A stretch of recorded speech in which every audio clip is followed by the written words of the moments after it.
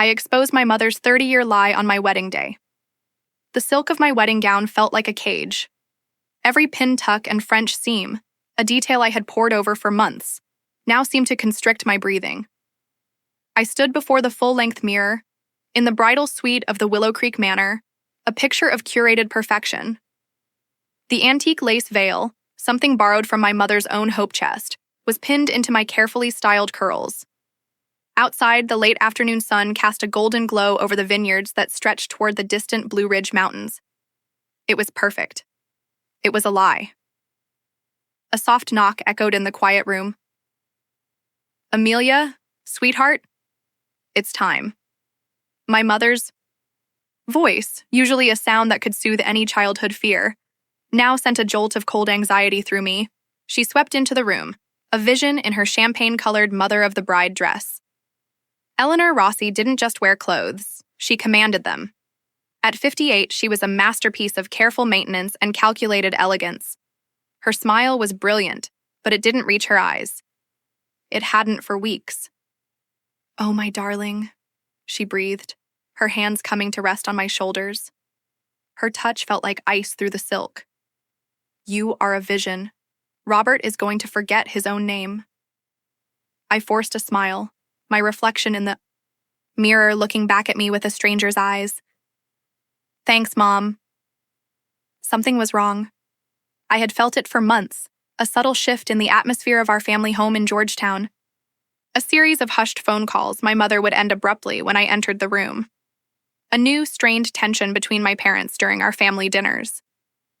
My father, Antonio, Papa Tony to everyone who knew him, had become quieter, more withdrawn, his booming laughter now a rare occurrence.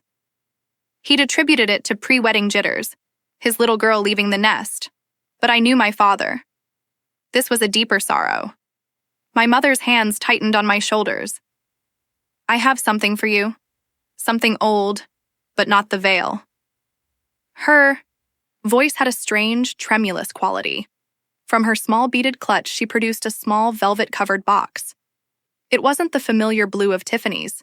It was a deep, worn burgundy. This was my mother's, and her mother's before her. "I was going to give it to you at the reception, but I think you should have it now." I took the box, my fingers trembling. Inside, nestled on a bed of faded white silk, was a breathtaking emerald pendant, surrounded by old European-cut diamonds. It was magnificent, unlike any family piece I'd ever seen. "Mom, it's stunning. I've never seen this before." A strange, almost frightened look flickered across her face before being smoothed away by her practiced smile. "It's been in a safety deposit box for safekeeping. It's very valuable." She reached out and fastened the clasp around my neck. The stone felt cold and heavy against my skin. "There. Now you're perfect." She kissed my cheek. Her perfume, Joy by Jean Patou, a scent she'd worn my entire life, filling my senses. "I'll see you at the end of the aisle, my love." She left the room, closing the door softly behind her. I was alone again with the stranger in the mirror. The emerald glinted, a deep, knowing green eye. Valuable. The word echoed. Something about the necklace felt wrong. It didn't look like my grandmother's style. My grandmother had been a practical woman from Queens who favored simple gold chains.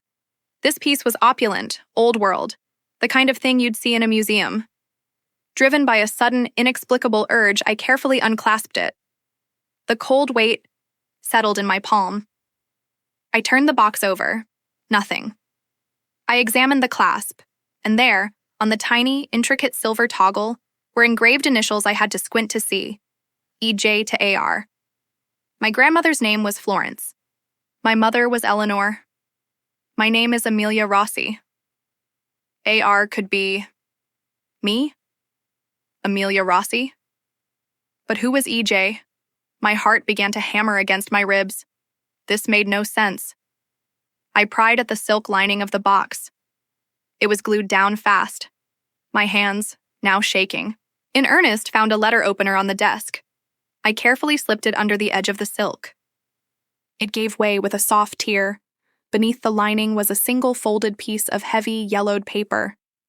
The blood drained from my face, rushing to my feet with a dizzying suddenness. This was no family heirloom. This was a secret. With trembling fingers, I unfolded the paper. It was a letter, written in a strong, masculine hand I didn't recognize. The date at the top was 30 years ago, a month before I was born. My dearest Alessia, I write this with a heart so full of joy and fear, I can scarcely hold the pen. The news of your pregnancy is a blessing I never dared to hope for. I know the circumstances are impossible. I know the world we live in. But this child, our child, is a miracle. I have enclosed the necklace. The emerald is for May, for the new. Beginnings our child represents. The diamonds are for the unbreakable bond I feel to you, even across the miles and the silence that duty demands. I will provide for you, Alessia. I will provide for our child. Whatever you need, it is yours. The account in Zurich remains open. The trust will be established upon the child's birth. No one must ever know, but our child will want for nothing. Not ever. Yours, always, EJ, the world tilted on its axis. The sounds of the string quartet tuning up downstairs, the distant laughter of guests, all faded into a muffled, roaring silence. I read the letter again, and again. Alessia. My mother's name was Eleanor, but her middle name was Alessia, a name she never used, from a grandmother she'd never liked. She'd told me that once. Our child. I wasn't Antonio Rossi's daughter, the man who had taught me to ride a bike, who had held me after every nightmare, who had beamed with pride when I introduced him to Robert, the man waiting to walk me. Down the aisle was not my father. The door opened again. It was Sarah, my maid of honor, her face radiant. Okay, gorgeous. They're ready for... Amelia, are you okay? You're white as a sheet. I couldn't speak. I couldn't breathe. The letter crumpled in my fist. I thrust the open box toward her, the emerald glaring up from its velvet bed. Sarah's smile vanished. She took the box, her eyes scanning the letter. Her face paled. Oh my God. Amelia. What is this? I don't know. I whispered, my voice hoarse. My mother. She just gave it to me. The music swelled downstairs. The processional was beginning. That was my cue. My cue to walk out and marry the love of my life was built on a foundation of lies that had just been atomized. I looked at Sarah, my eyes wide with panic. I can't go out there. Yes, you can, she said, her voice suddenly firm. She was a corporate lawyer, her mind built for crises. She shoved the letter and necklace back into the box and into her own small clutch. You will walk out there. You will smile. You will not let her see that you know. Do you understand me? We will get through this day. Then we will figure out what the hell this is. Somehow, I numbly followed her instructions. I took my father's, Antonio's, arm. He looked so handsome in his tuxedo, his eyes shining with tears. My beautiful girl, he whispered, his voice thick with emotion. A fresh wave of nauseating guilt and grief washed over me. He had no idea. The love radiating from him was for a daughter that wasn't his. The walk down the aisle was a blur of smiling, tearful faces. I saw Robert waiting for me under the floral arch, his face filled with so much love and awe that it broke what was left of my heart. I saw my mother in the front row, dabbing her eyes gracefully with a handkerchief. A masterful performance. I made it to the end. The officiant, a jovial family friend, began. Dearly beloved, we are gathered here today. I wasn't there. I was in that letter, the account in Zurich, the trust. E.J. Robert took my hands. His were warm, solid, real. Mine were ice-cold and trembling. He squeezed them gently, a question in his eyes. Are you okay? The officiant turned to the crowd. If anyone present knows of any reason why this couple should not be lawfully joined, let them speak now or forever hold their peace. The traditional pause followed. A beat of silence for the joke, for the dramatic tension that never comes. And I spoke. My voice didn't sound like my own. It was flat, dead, cutting through. The pastoral quiet like a shard of glass? I do. A ripple of confused laughter went through the crowd. Robert's smile became uncertain. Babe, wrong line, he whispered. I pulled my hands from his. I turned to face the crowd, my eyes finding my mother's. Her face had gone ashen, her perfect composure cracking. I know a reason, I said, my voice gaining a terrible, clear strength. I cannot lawfully be joined today because I don't know who I am. I looked directly at her. Mom, would you like to tell them, or should I? The silence was absolute. You could hear the leaves rustling in the distant trees. My mother stood up, her mouth a tight line. Amelia, this is not the time or the place. You're having a panic attack. Let's go somewhere and talk. The time was 30 years ago, Alessia, I said, the name falling from my lips like poison.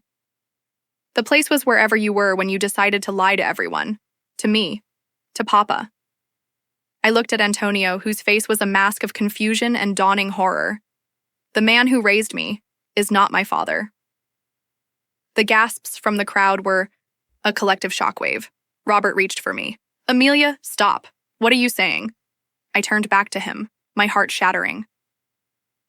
I'm so sorry, Robert. I can't. Not until I know the truth. And with that, I gathered the pristine white silk of my wedding gown in my fists, and I ran. I ran past the rows of stunned guests, past my paralyzed father, past my mother whose face was now a frozen mask of terror. I ran away from the life I knew, the future I had planned, into a past that was a carefully constructed fiction. Sarah was right behind me, grabbing my hand, pulling me toward her car. I'm driving, she said, her tone brooking no argument. We sped away from the Willow Creek Manor, leaving behind the ruins of my wedding, my family, and my identity. In the passenger seat, still in my wedding dress, I finally broke. The sobs were ripped from somewhere deep inside, raw and ugly and endless. I had no father. I had no name. All I had was a cold emerald and a signature from a ghost. EJ. The search for him became my obsession. It was a lighthouse in the storm of my grief, a single point of focus to keep me from drowning. The days after the wedding were a blur of stark headlines in trashy tabloids. Running bride, wedding day DNA shocker, and the devastating, crushing silence from my family. Antonio Papa had called once. His voice was broken, shattered. Piccolina, is it true? I could only cry, apologizing over and over again for a sin that wasn't mine. He'd hung up. He couldn't bear to speak to me. My mother, of course, sent lawyers, cease and desist letters threatening legal action for defamation if I continued to spread vicious, unfounded lies. I was alone.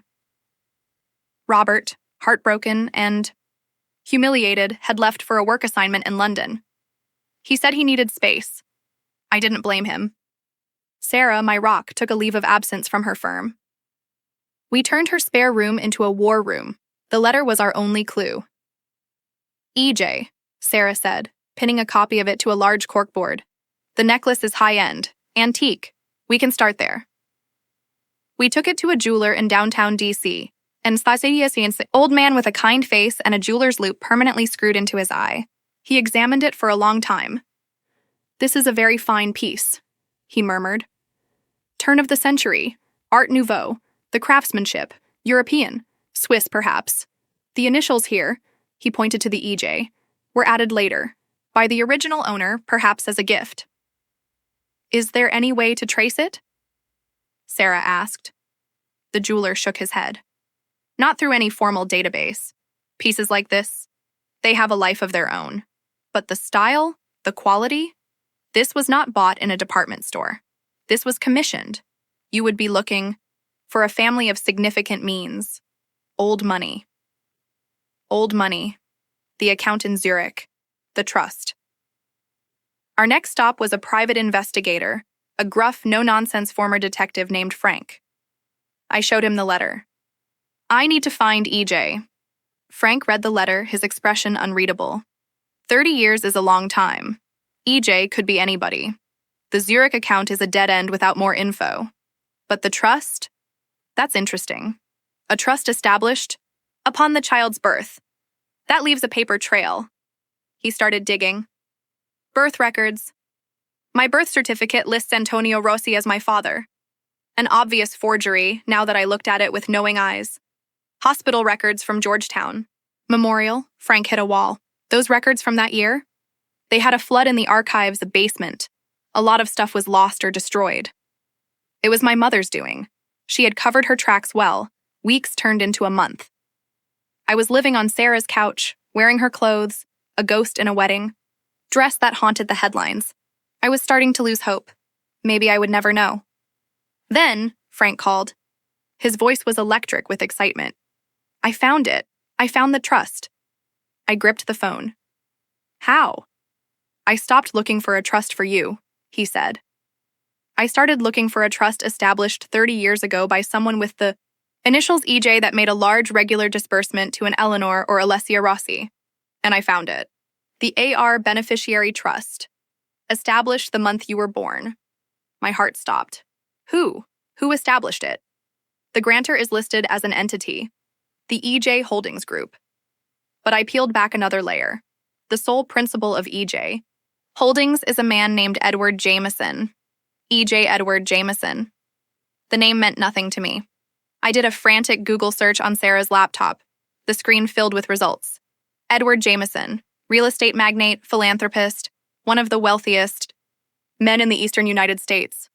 His face appeared on the screen, an older man in his late 70s, with a stern patrician face, sharp blue eyes, and a head of thick white hair. He was standing at a charity gala, his hand on the arm of a much younger woman. His wife? I scanned the caption. Real estate tycoon Edward Jameson and his wife Cynthia at the Metropolitan Museum of Art's annual benefit. I kept scrolling. Articles about his developments, his donations, and his family.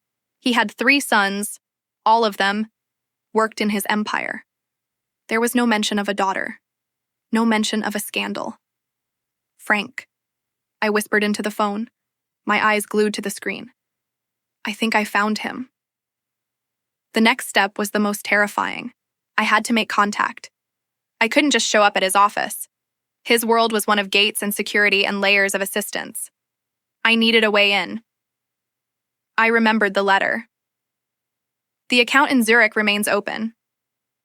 It was a long shot, a desperate gamble. I wrote a letter. I told him everything, about the wedding day, about the necklace. I quoted his own words back to him. The emerald is for May, for the new beginnings our child represents. I included a photo of the necklace. I did not include a photo of myself. I sent it to his corporate headquarters marked, strictly personal and confidential. I expected silence. I expected a letter from his lawyer. 3 days later, Sarah's landline rang. She answered, her professional voice on. Sarah Williamson speaking. Her eyes went wide. She covered the receiver. It's him, she mouthed, her face pale. It's Edward Jameson's personal assistant. He wants to know if he can send a car for you tomorrow afternoon. The car was a silent black luxury sedan. It whisked me away from Sarah's apartment in Arlington, across the Key Bridge, and into the heart of Washington, D.C. It didn't stop at a corporate skyscraper. It turned onto a quiet tree-lined street in Kalorama, one of the most exclusive neighborhoods in the city, and stopped before a massive, beautiful Beaux-Arts mansion. A severe-looking woman in a crisp suit greeted me at the door. Mr. Jameson is waiting for you in the library. I followed her through the soaring, art-filled marbled foyer, my heart pounding in my throat. The library was a vast 2-story room smelling of old leather and polished wood. And there, standing by the fireplace, was Edward Jameson. He was taller, in person and older than his pictures, but the sharp intelligence in his blue eyes was undimmed. He held my letter in his hand. He didn't smile. He just looked at me, his gaze sweeping over my face, my hair, as if searching for a ghost. Alessia, he finally said, his voice a low, gravelly rumble. It wasn't a question. It was a statement, of fact. My name is Amelia, I said, my voice barely a whisper. He nodded slowly, a world of pain and regret in that simple gesture. I know. He gestured to a chair.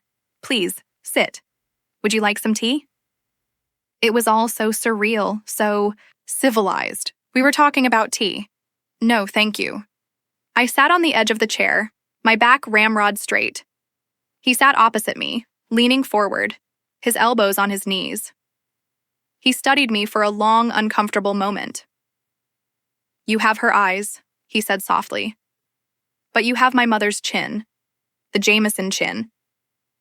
The words hung in the air between us, a confirmation, a confession. Why? The question burst out of me, raw and aching. Why did you abandon us? Why did you let her lie? He flinched as if I'd struck him. He looked down at the letter in his hands. It was a different time. I was already married. My wife, Cynthia. Her family was powerful. A scandal of that magnitude would have destroyed everything. My business. My family. He looked up, and for the first time, I saw the real man beneath the tycoon's facade. A man filled with a profound, decades-old regret. Your mother, Alessia, she was an intern at one of my companies. It was a brief, intense affair. When she told me she was pregnant, I offered to provide for her, for you, generously. But she had to agree to silence, to tell no one. She had to say the father was her boyfriend, the Italian carpenter. Antonio, I said, the name a prayer and a curse. Yes. I set up the trust. The payments were automatic, generous. For 30 years, I've wondered. I've thought about you every day. His voice cracked. Did she ever tell you about me? No, I said, the word like ice. She told me Antonio was my father. She let me love him. She let him love me. And she was going to let me get married, without ever knowing the truth. She gave me the necklace to wear on my wedding day. I think a part of her wanted me to find out. A part of her was tired of the lie. Tears welled in the old man's eyes. He didn't wipe them away. I am so sorry, Amelia. Sorry is a pitifully inadequate word for the wreckage I have caused. I was a coward. I chose my reputation over my daughter. We talked for hours. He told me about his life, his failed marriage to Cynthia. They had divorced 10 years ago, no children. And his loneliness at the top of his gilded world. He was sharp, funny, and devastatingly honest about his failings. He was not the monster I had imagined. He was a flawed, lonely old man who had made a catastrophic choice a lifetime ago. And I, against all odds, felt a terrifying, fragile connection begin to form. The trust, I said. Towards the end of the afternoon. The payments. She used them to build a life. But the will, my father's, Antonio's will. He's not a wealthy man. His business has struggled. The life we had, the house in Georgetown, my education, was that all you? He nodded. Indirectly. The trust provided a very comfortable living. But upon my death, you were to inherit a significant portion of my estate.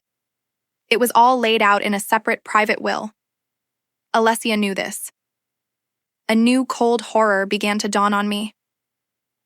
When was the last time you saw her? Spoke to her? He looked surprised. Oh, decades ago, after the trust was set up and the first payment was made, we had no further contact. The lawyers handled everything. It was the agreement. But she knew you were the source of the money. She knew I was your heir, yes. The pieces, the horrible, grotesque pieces, began to snap together in my mind. My mother's recent anxiety, the hushed calls, my father's despair. How is your health, Mr. Jameson? I asked, my voice trembling. Ed. Please call me Ed. He smiled, a tired, genuine smile. My health is excellent. For a man of 78, I'm in remarkable shape. Why do you ask? And I knew. I knew with a chilling, absolute certainty. My mother hadn't just been maintaining a lie. She had been protecting her golden goose. And if Edward Jameson was in excellent health, then something had recently threatened that arrangement. Something had made her panic. I stood up abruptly. I need to go. I need to see my father, Antonio. Ed Jameson looked disappointed, but he nodded. Of course, I understand. Amelia, may I see you again? I looked at this man, my father. A stranger who was not a stranger. Yes, I said. I'd like that. The car took me back to Sarah's. My mind was racing. I called Frank, the investigator. Frank, I need you to look into something else. I need you to find out if my mother, Amelia Rossi, has recently taken out any new life insurance policies. And I need you to find out if there's been any recent activity on my biological father's will. Any changes? Any inquiries? Frank was silent for a moment. You think she's planning something? I think she's been planning something for 30 years, I said, and I think her plan is about to fall apart. 2 days later, Frank called back, his voice grim. You were right. 2 months ago, your mother took out a $5 million life insurance policy on Edward Jameson. And 3 weeks ago, she contacted a lawyer, not her usual one, to inquire about contesting a will. Specifically, the will of a high-value individual, where she believed her child was named as a secret heir. It was all there. The entire ugly picture. My mother had discovered that Ed was planning to finally acknowledge me, to bring me into his life and his will publicly. Maybe he'd contacted her. Maybe he'd told her the decades of silence were over. She had seen her meal ticket, the secret trust payments that funded her lavish lifestyle, about to vanish. So she had decided to speed things along. She'd taken out an insurance policy on his life, and she'd given me the necklace on my wedding day, knowing it would unravel everything, knowing it would destroy my relationship with Antonio, with Robert, and send me into a tailspin, away from Ed Jameson. She'd rather have me disgraced and disappeared than risk losing her financial lifeline. It was monstrous. I sat with the truth for a day, letting it settle into my bones, hardening my resolve. Then I called Ed Jameson. I know what she's done, I told him, and I want to stop her, not just for me, for Antonio, for you. There was a long silence on the other end of the line. What do you propose? He asked, his voice cold with anger I hadn't heard before. We use her own greed against her, I said, a plan forming in my mind, clear and ruthless. We set a trap. The plan was simple. Ed would have his lawyer send a formal letter to my mother. It would state that due to the recent distressing events and the potential for public scandal, Mr. Jameson was severing all ties. The trust payments would cease immediately. Furthermore, he was revising his will to remove any mention of the love child entirely, to protect his legacy and his family's name from any potential claims. It was a nuclear option. We were betting that the threat of losing her money would make her reckless. She would panic, and she would make a mistake. She did better than that. She confessed. The letter was sent on a Monday. On Tuesday, my mother showed up at Edward Jameson's Kalorama mansion, demanding to see him. Ed's security, following my instructions, let her in and discreetly recorded the entire conversation from the security system in his library. I watched it all live on a tablet from Sarah's apartment, my heart in my throat. My mother, her elegant composure completely gone, stood before Ed's desk like a harpy. You can't do this, Edward. We had an agreement. Ed remained seated, cool and impassive. The agreement was for silence and discretion, Alessia. You broke it. You told the girl. I did no such thing. She found the letter. It was an accident. An accident you engineered by giving her the necklace, Ed countered. The payments stop. The inheritance is void. The matter is closed. No, she screamed, the sound raw and ugly. I have spent 30 years living this lie. 30 years married to a man I didn't love, raising a child that wasn't his. I have earned that money. I have earned that inheritance. You have earned nothing but my contempt, Ed said, his voice like steel. You were paid handsomely for your silence. That was the agreement. It wasn't enough, she shrieked. It was never enough. Do you know what it's like to live next to that kind of wealth? To know it's your daughter's birthright and have to pretend to be middle class? To watch him, she spat the word, referring to Antonio, struggle with his pathetic little business while I had a fortune I couldn't touch? I have waited. I have been patient. And now you want to cut us out? I won't allow it. How do you propose to stop me? Ed asked, a dangerous quiet in his voice. My mother leaned forward, her hands on his desk, her face a mask of venomous fury. I have copies of every letter, every bank statement. I have documented everything.